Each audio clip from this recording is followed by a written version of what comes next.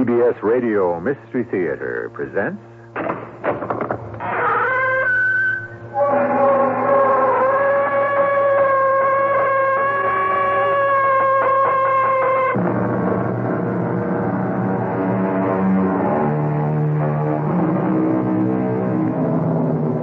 Come in. Welcome. I'm E.G. Marshall. A true friend is long sought, rarely found, and with difficulty kept. A true friend is one's most precious possession, worth his weight in gold. And yet, friendship is the most fragile of all human relationships. There is no new enemy like an old friend. You're not going to convince me to change my mind. Your kind never does. I came here to see if you can convince me to change mine. Change your mind? About what? I've made up my mind to kill you. Unless you can convince me that I shouldn't. That's, a gun. Of course. And now that you know I'm serious, start talking.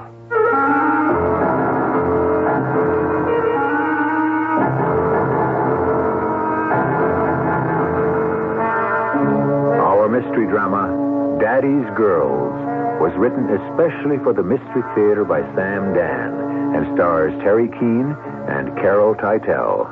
I'll be back shortly with Act One.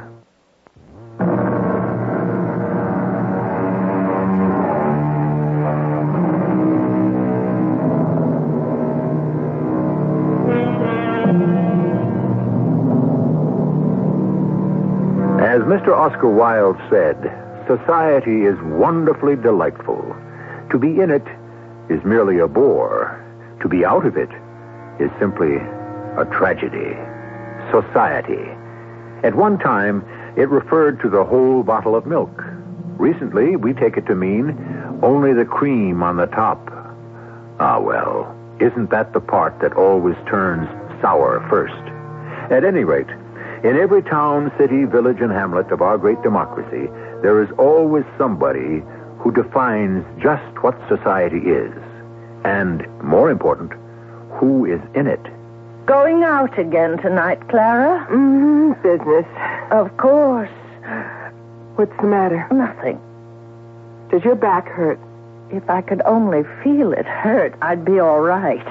Where'd you get that dress?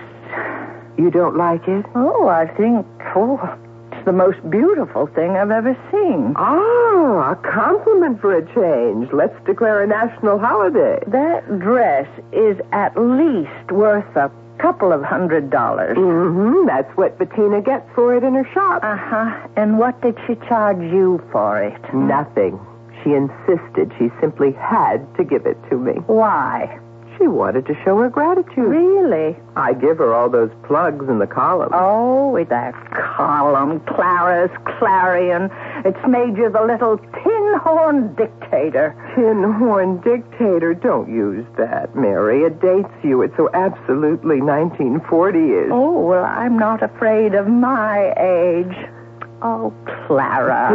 Please, you're about to give me some honest sentiment, and I'm just not geared for it at the moment. I'm going to a very posh party, and I've got to work myself into a most intense très-gay mood. And I thought you wanted to become a writer. My darling, I became a writer. Clara's Clarion. You're nothing but a gossip monger. All right, what will you do this evening? Shall I move the TV into your room? No. I have some work. Work? Jack Parnell asked me to proofread some manuscripts. You'll ruin your eyes. If I make enough to support myself, you won't be able to say, you have to write gossip because you have to take care of me. It isn't gossip. It's a form of literature. Ciao, darling. I shall bring back some delicacies, tidbits, assorted goodies, and delights. Oh, no. Can you answer that, Angel? I don't want to be held up. If it's someone unimportant, say I've gone. Oh. Hello. Clara? No. Are you her sister, Mary? Yes. This is Bob Lewis. Is she there? But just a moment, I'll see. It's your publisher, Clara. Bob Loomis. Is he important? Oh, give me that phone. Bobby, darling, you caught me just as I was going out. Can you come over here right away? Now? Yes, now. I was on my way to the Tyndale party. You know it's the affair of the year. I want you to come here, to my place, right away. He's loaded for bear. Something wrong? Wrong? Well, he sounded like Attila the Hun. Oh, no, dear. That's his natural voice, his everyday manner. Why does he want to see you? Quien sabe, sweetheart? Maybe he wants to give me a raise. Please come in, Clara. Won't you sit down? Oh, thank you, Bob. Are you wondering why I asked you to come here? The suspense is killing Then me. I'll put an end to it. You're fired. I'll give you 3 months severance. I don't have to do it. 2 weeks is all I really owe you. But why, Bob? Why? I don't like you, Clara. Why don't you like me? I like you. I like everybody. That's why I do my job so well. Because it's about people. And I love people. I mean, my column, Clara's Clarion, everybody reads it and loves it. We'll survive the loss. You still haven't told me why. Yes, I did. I don't like you. But you don't like anyone, practically, who works at the paper. That's true. But most of them don't bother me. And why do I bother you? Because you're on the take. That's a lie. I never took 15 cents. I don't say it's money. If it were, I'd have you prosecuted. But it's clothes and gifts and stuff like that. I can't help it if people want to show their gratitude. One hand washes the other, and you know it. Oh, well, who are you to talk? You've never used your editorial page for your own ends? I do it all the time. Then how can you point that soiled finger at me? You're building up your own little empire, and I won't have it. There's only one empire on this newspaper, and that's mine. Bob, please. Now listen. Whoever you hire has to do it. Unless she's independently wealthy. You know what you pay me. How can I live on it? I have to cover parties, balls, dances, formals. I can't afford to buy all those clothes, and my hair always has to be done. I want to make a change. That's all there is to the thing. And when did you decide? A half hour ago. Just 5 seconds before I called you. Bob, I need the job. If I gave everybody a job who needed one, I'd have to go out of business. Besides, I don't run a paper to support your vanity. Look at yourself. You're the queen. Everybody bows to you. Why? So you'll put their names in your column. Without that column, you're nobody. It's time you got back into the real world. And did what? I don't have anything else. I haven't written anything else in years. I don't have any connections anywhere else. The job, it's all I have. I'm not young anymore. I can't start all over again. I'm sorry. I own a newspaper. I run it my way. I'm giving you 3 months' pay. What more do you want? What more do I want? I don't know. Maybe I would want some understanding, some sympathy. Do you still want me to cover the Tyndale party? If you want to be queen bee for this one last night, go ahead. Be my guest.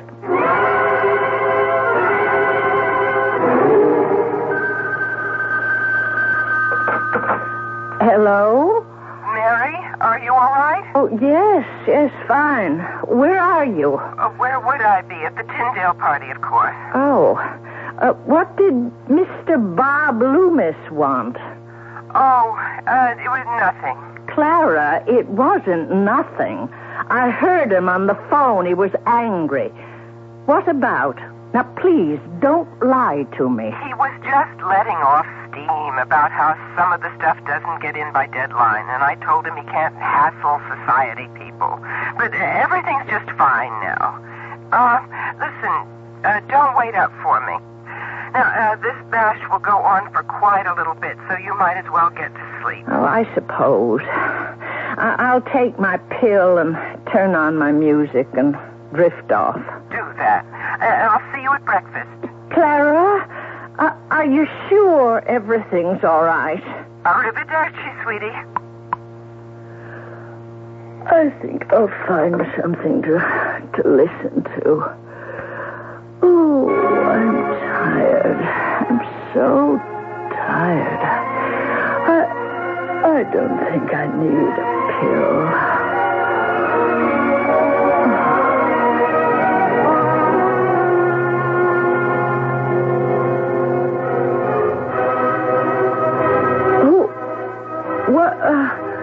What? Oh, Clara. Are you home? Clara? Is that you? Is somebody there? Somebody? Got to get somebody. Hurry. Police? Yes. I live at 366 Seaton Place. I think there's a burglar. Somebody. I'm an invalid. I can't move. Oh, good. Please have them hurry. No, I'll stay on the phone.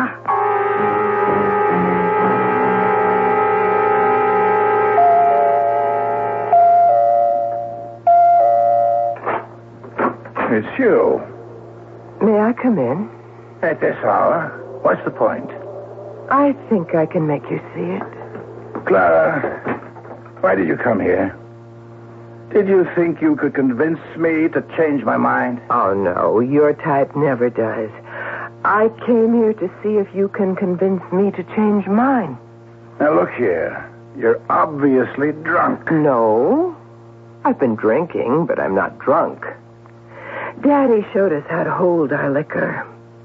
He taught his little girls how to behave like ladies at all times. Now, why am I here? Oh, yes. To give you a chance to convince me to change my mind. About what?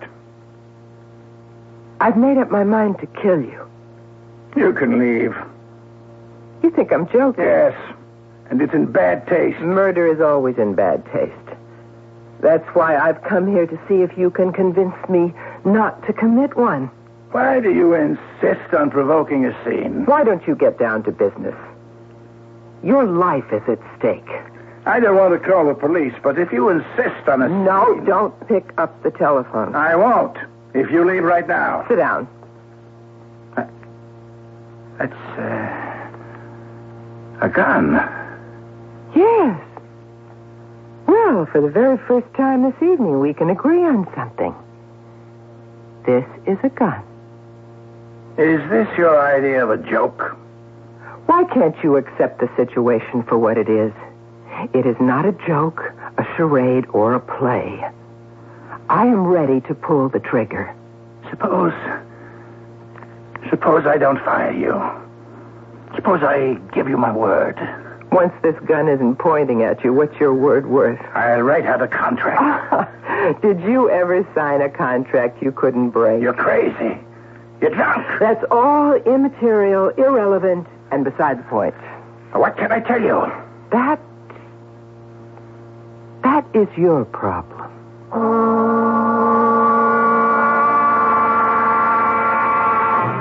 Yes, indeed. And a more pressing and critical problem could hardly be imagined. Would she kill him because he fired her? There are people who have killed for much less. On the other hand, there are people who have been treated much worse and have gone on suffering in silence. We shall resolve this question shortly.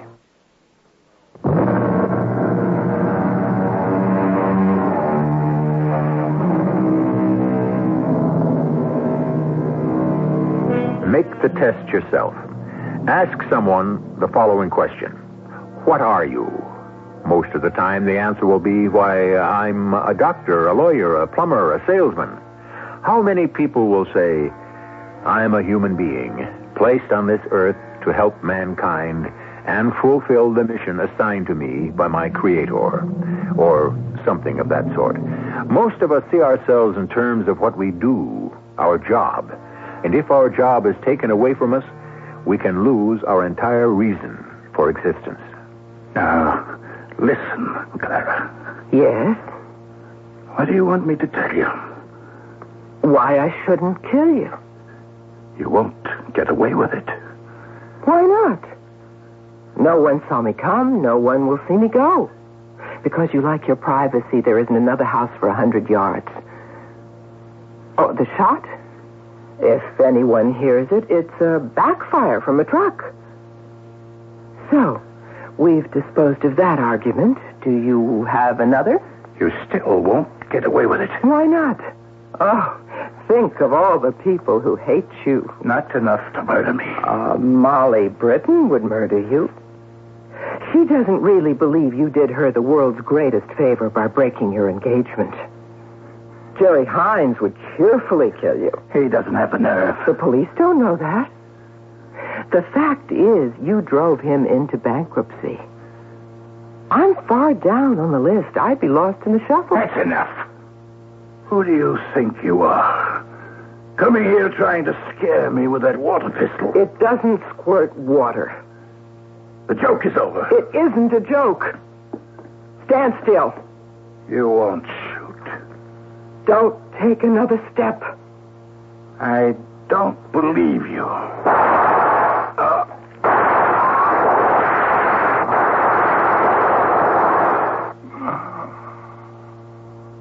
Maybe next time you'll believe me.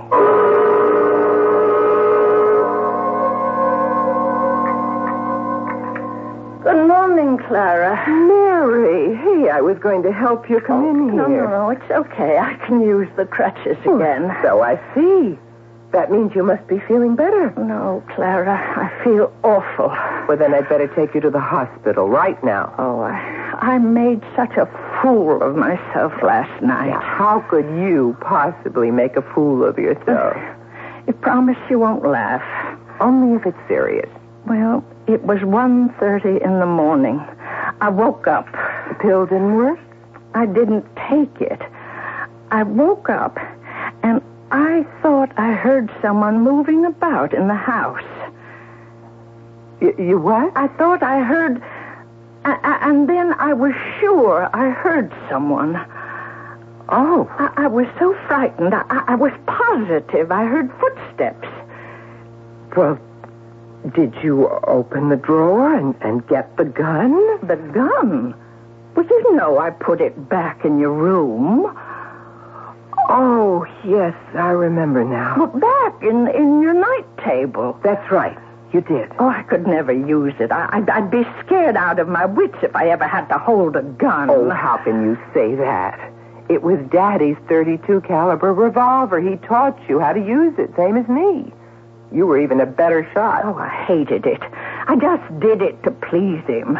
Well, go on about the noises. What did they sound like? I told you. Footsteps. At first, I thought someone was in my room, but I wasn't even sure that I was awake. And then I heard them walking off, and they were going into your room. What did you do? For a few seconds, I couldn't do anything. And then I picked up the phone, and I called the police. Good. They were here in less than 5 minutes. I was watching the clock, and they searched the house from top to bottom, inside and out. Did they find anything? No. Oh, I was so embarrassed. Why? Well, because it was a false alarm. What, would you rather it had been the real thing? And the 2 policemen, oh, they were so nice. I apologized. Oh, I just wish... What? Well, one thing bothers me. See, the drawer of my night table was open when I woke up. Oh, why should that bother you? I never leave it open. I always close it. So someone could have come into my room to look for something to steal. And when they didn't find it, they left and they went into your room. Well, could you have forgotten and left the drawer open before you fell asleep? Oh, no, I don't think so. Are you sure? I don't know. I'm not sure of anything anymore. Oh, this early in the morning? I better see who that is. Yes? Miss Clara Clark? Who are you? I'm Detective Lieutenant Dave Bennett. My identification. Oh, yes. Oh, won't you come in? Is this about my sister? Your sister? Well, she thought that she heard a burglar last night, and she called the police. Mary, dear, this is Lieutenant Bennett. Now, which one of you is Miss Clara Clark? Oh, I am, but I wasn't here last night. I see. I want to talk to you about the murder. What murder? Your boss, Mr. Robert K. Loomis, was shot to death. Bob Loomis? But I spoke to him on the telephone. When? Last night. Oh, my goodness. Clara, you were with him. You were with him last night, Miss Clark? Oh, yes. What time was this? Oh, it was... 9:15, Clara, remember? You were about to leave for the Tyndale party. Yes, and I arrived at Mr. Loomis's house at about 9 or 5 after. Why did you go there? Oh, because I had just received the royal summons. He liked to feel that the people who worked for him were always at his beck and call. He'd pick up the phone any hour of the day or night, weekends, holidays, and say, "Get over here." And it was usually for nothing. Was it also for nothing this time? Yes, he wanted to know why a person who could do serious writing, like me, wasn't working on a novel. Oh, my. And now he's dead. Yeah. His housekeeper came home early this morning and found the body. Well, do the police have any leads at all? That's why I'd like to talk to you. What can I tell you? Well, you know all the gossip. Oh, but it's only harmless gossip, nothing that would get a man arrested for murder. Why do you say a man? Did I say a man? It could have been a woman, couldn't it? Yes. It's just that most murders seem to be committed by men. Wouldn't you say so, Lieutenant? No. You're the oldest employee. That is, you worked at the paper longer than anybody else. Do you have any ideas about who might have wanted to murder him? Lieutenant, you will have to give me a chance to digest. I mean, just to get used to the idea. Yeah, sure. Sit down. Oh, thank you. Get your thoughts together. I'll be talking to you. Goodbye for now. Yes, goodbye. Bob Loomis. Murdered. Clara? Clara? Oh, yes, what is it? Why did you lie to that detective? Lie? I didn't. You did. When he asked why Bob Loomis had sent for you, you said it was because he wanted to praise your work. But that's not what you told me when you called me last night. What did I tell you? You said he was angry with you because of the way you were doing your job. Did I? And he really was angry, Clara. I could tell by his voice when he called. So why didn't you tell the detective the truth? Darling, it doesn't matter. Yes, Clara, the truth always matters. Yes, it matters to you.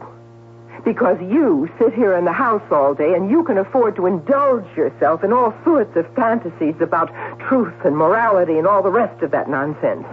But I'm out there in the real world getting my hands dirty, slugging it out, biting and clawing and scratching to survive. Oh. Mary, darling, I'm sorry. I could kill myself for saying that. Don't believe a word of it. Don't, please. Oh, it's all right, Clara. No, it isn't. But you see, Angel, I didn't want that detective to suspect me. Oh, my goodness. Well, why should he suspect you? It wasn't a robbery or anything like that, and there were no signs of a forced entry, so therefore, Bob must have been killed by someone he knew. But How do you know all this? Oh, what? That there was no robbery, no forced entry. But the detective didn't say anything about that. Darling, when you've been a newspaper woman, you learn how to read the police. You listen to what they don't say. If there had been a robbery or a forced entry, he would have mentioned it. Oh. So, Bob was killed by someone whom he knew. Someone who was angry with him. Or with whom he was angry. Do you understand? I would suppose so. Consider this. At 9:30, say that I had an argument with a man. At 1:30, he's dead. But how do you know it was 1:30? Well, so it's 2:30 or even earlier, 10:30, 11:30. In the back of this policeman's mind, a little voice says, aha! And now I am a suspect. Oh, Clara. Believe me, dear Mary, this is how it is in the real world. Oh, I suppose so. I know I told a lie. But who's injured by it? No one. And who's helped by it? Me. So, now I'd better go to work. Is there anything I should do for you first? No, I'll be just fine.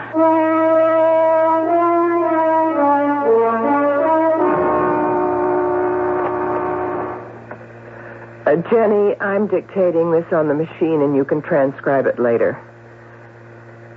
Bob Loomis was more than just my publisher. He was my friend.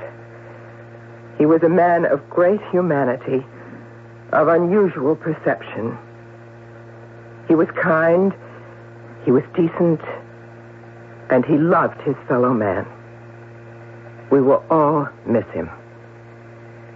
And Jenny, end this the way he would want me to, with the word that ends everything a newspaper person writes. 30. 30, Bob Loomis. 30. Is that true? Oh. Not a word of it.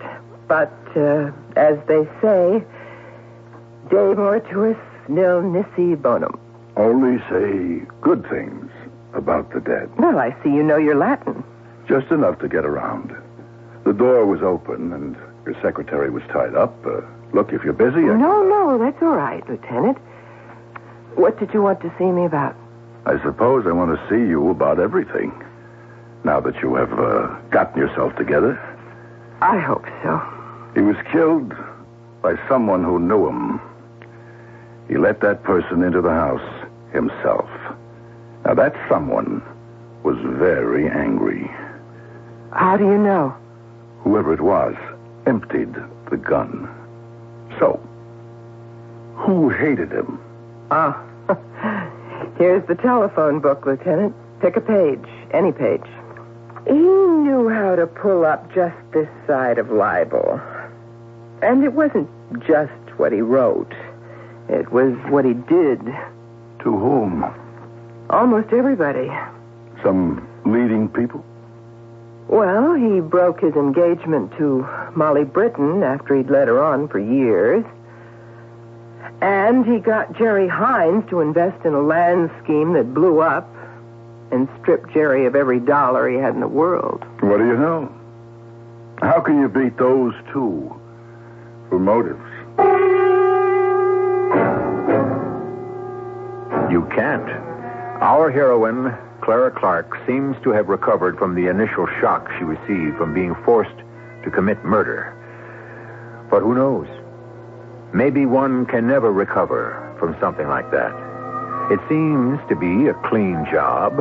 There were no witnesses. Wait, there was a witness to a part of it. Oh, yes, we're playing fair. If you were listening, you know who it is.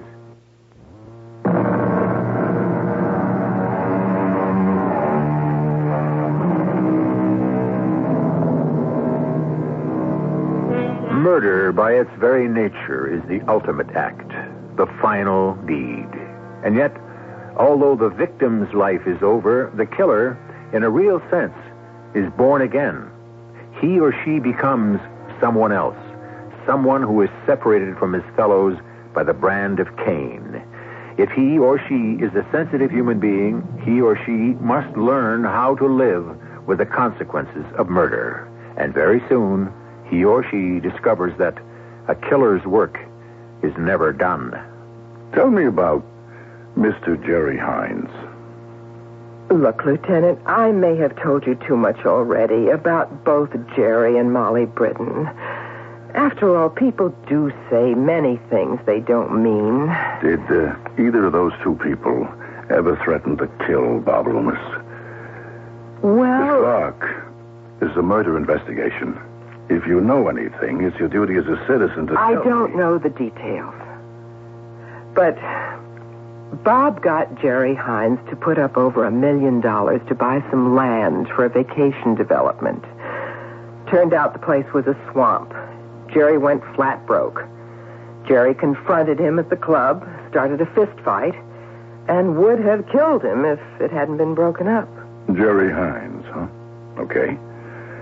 Now, about Molly Britton.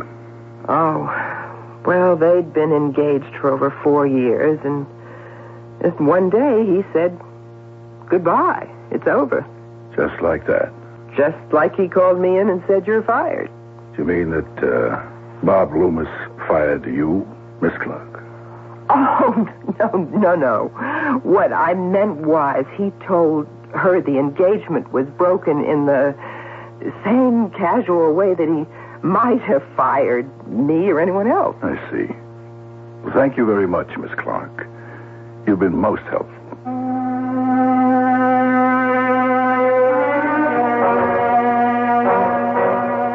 Mary, dear, I'm afraid I'll be home late again. Oh. Mark Daly's running the paper now. He's crazy about the column. Wants me to expand it.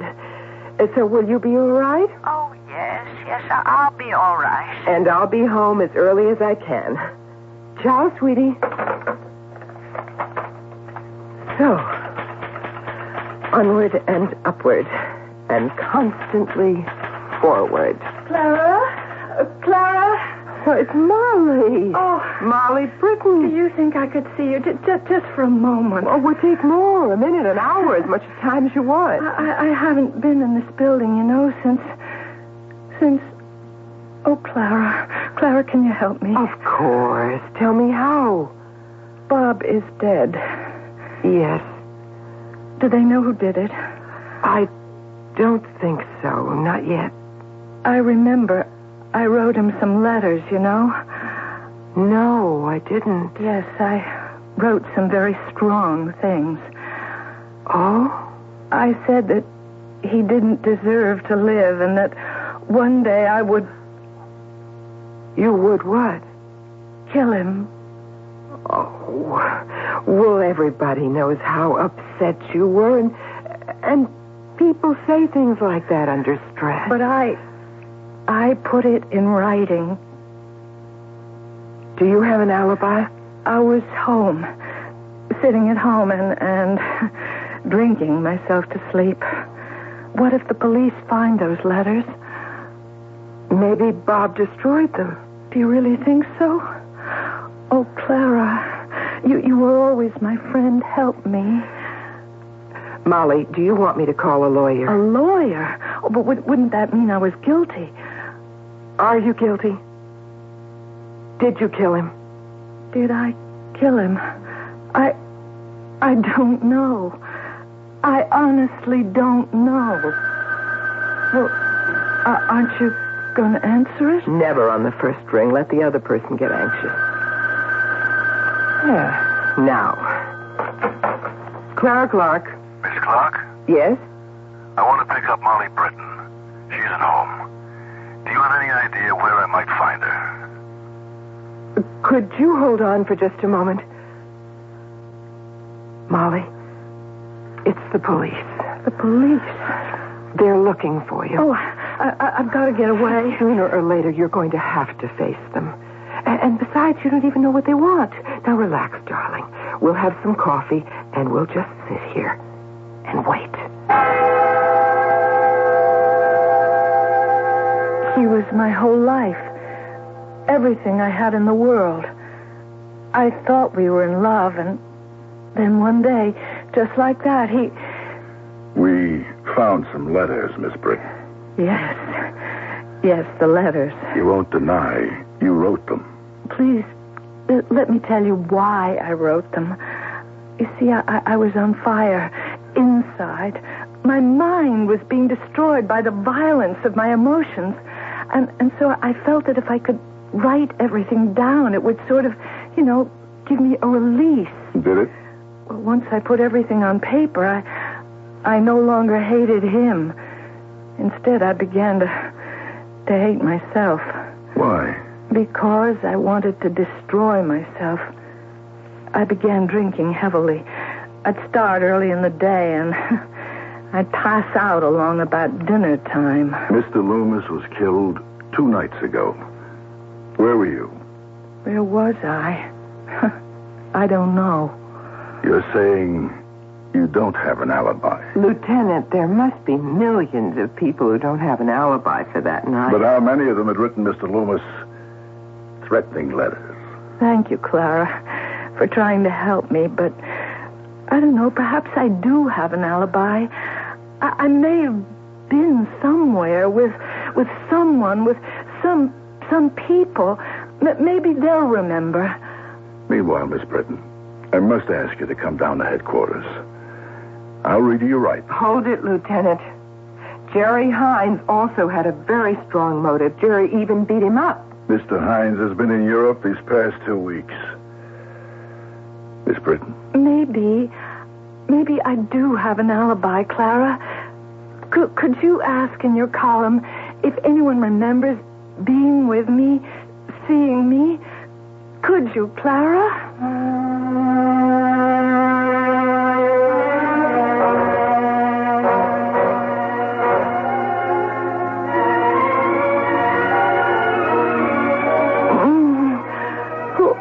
Who's there? Is that you? Clara? Clara? Who's there? Clara? Clara, did you just come in? Oh, that dream. That dream.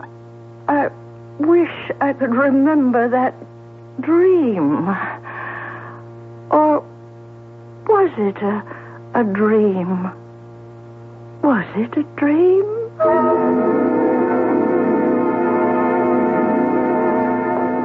Good morning, Clara. Sweetie, you made breakfast. Yes. Oh, I'm so happy you can get around a bit. Oh, and how nicely you made everything. Oh, I'm starved.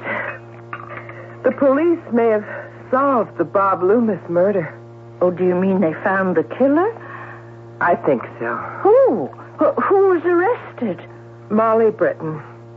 Poor Molly Britton. Molly Britton? She was completely destroyed when he broke off with her, and she wrote him letters in which she swore she would kill him. And did she? She thinks she did.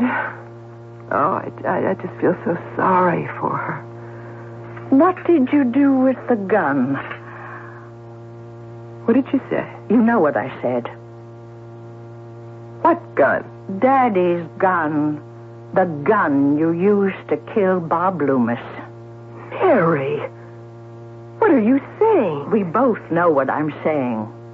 You did kill Bob Loomis, didn't you? That's not fair.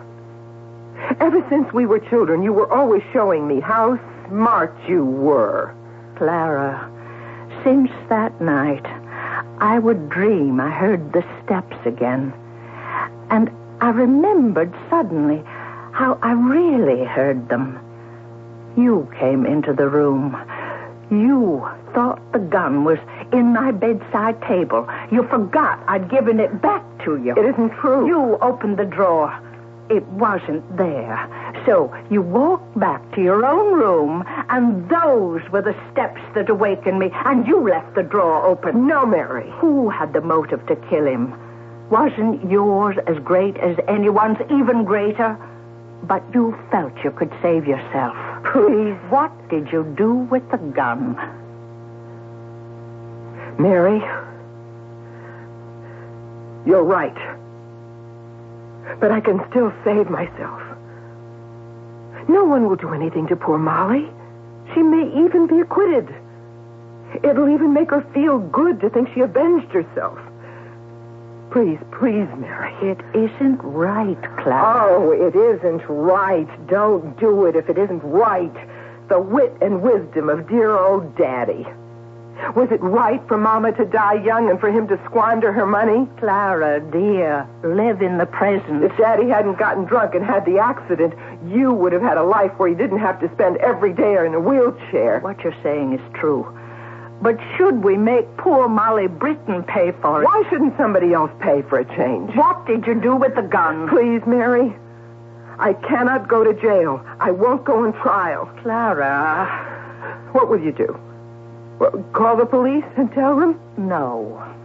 I'll never say a word. Good. You won't and I won't. So let's forget it, shall we? You'll tell them yourself. Me? Tell the police and go to jail? You're crazy. Why should I tell them? Because, like it or not, you're still one of Daddy's girls. Mary. You'll tell them. It's only a matter of time. And not too much time, either. What's that? Darling, will you be this nervous for the rest of your life every time someone rings the bell? Now, are you going to answer it? Why shouldn't I answer it? Oh, Lieutenant. Hello, Miss Clark. Won't you come in? And how are you, Miss Clark? Oh, very well, thank you. I just dropped in to thank you for your very important assistance. Oh? You helped set us in the right direction, and from there on, it was strictly routine. Miss Britton confessed. She confessed? Yes. As far as she's concerned, she's pretty sure she did it. So it's neatly tied in a package, and that's that. Now I have to be on my way. May I offer you a cup of coffee? No, thanks. Just had breakfast. Well, it's been nice meeting both of you. Lieutenant? Yes, Miss Clark? Lieutenant.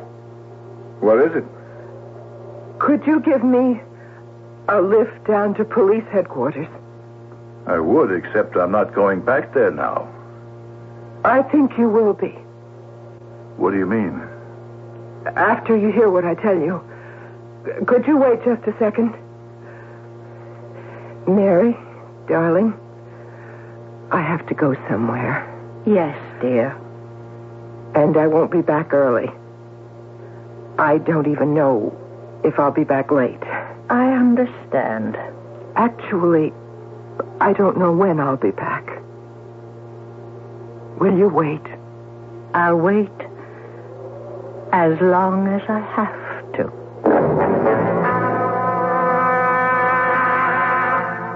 Of course, there were those who said she committed the murder just for the sake of scoring a scoop.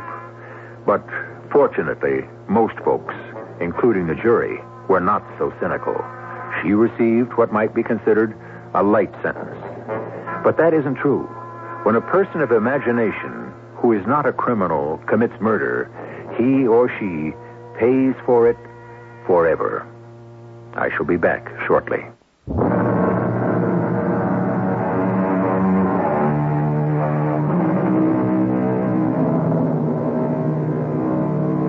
She could have gotten away with it, you might be saying to yourselves. So why did she confess? Perhaps it has to do with the nature of murder itself. The act of assassination is very cheap. What does it take? A few ounces of steel or lead. But as many killers discover, where murder is concerned, it isn't the initial cost. It's the upkeep. It takes a split second to kill, but one must live with the consequences forever. Our cast included Terry Keane, Carol Teitel, and Bernard Grant. The entire production was under the direction of Hyman Brown. This is E.G. Marshall inviting you to return to our Mystery Theater for another adventure in the macabre. Until next time, pleasant dreams.